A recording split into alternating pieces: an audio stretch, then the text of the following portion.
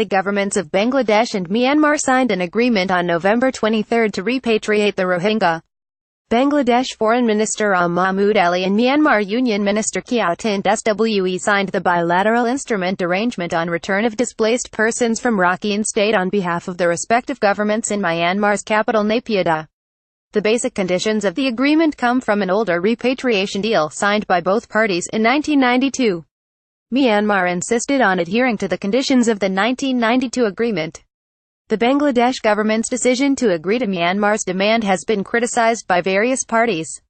On Saturday, Minister Mahmood Ali addressed the media to brief them on the repatriation discussions.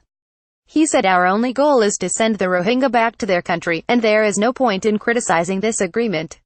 The foreign minister had earlier called the terms of the 1992 Rohingya repatriation agreement unacceptable several times in the past. Initially, only the Rohingya who have fled to Bangladesh after October 2016 will be sent back. Rohingyas who have been living since before the October 2016 Rohingya crisis will be sent back later. The minister said it was impractical to put the process on a time frame. According to the terms, the repatriation will require proof of residency in Myanmar. The agreement refers to the Rohingya as displaced Myanmar residents. They will have to produce copies of documents issued in Myanmar which indicate they are residents of Myanmar.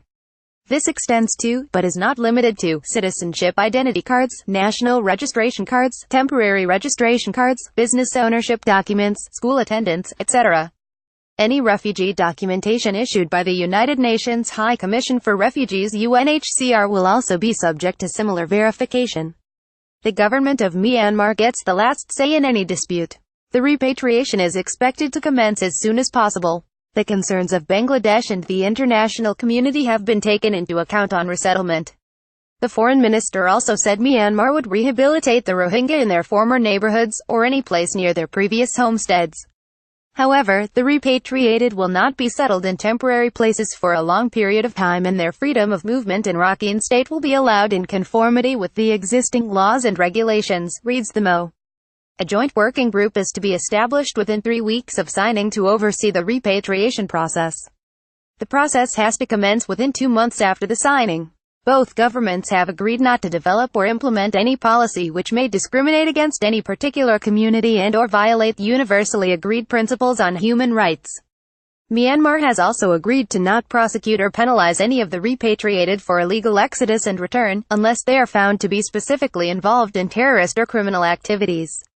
After the repatriation, both governments will not provide residency or citizenship to any illegal immigrants. The minister noted the agreement is legally binding, but greatly depends on the sincerity of both governments to implement it successfully. What the experts think: our migration expert, we have signed a deal that we know will not yield any results. Chances are very slim that our expectation on repatriation and rehabilitation of Rohingyas will come true, but we would be enlightened if it turns into reality. Earlier, Bangladesh have made some conditions like putting emphasis on a time-bound plan, involvement of third-party, ensuring an atmosphere in Rakhine State so that they can voluntarily return there, but we are retreating from those points now. The latest agreement allows third-party involvement on repatriation and rehabilitation, but not on verification as the absolute decision on verification which lies with Myanmar, and it essentially kills a process that could have been neutral. The agreement stresses for documentation, but how come a community, who fled their country from atrocities and ethnic cleansing, can have their documents? The whole process now depends on the goodwill of Myanmar. But I do not expect that it will yield a good outcome. M. Humayun Kabir, former ambassador: the way Myanmar has played tricks with Bangladesh on Rohingya crisis is a part of interpolation of time.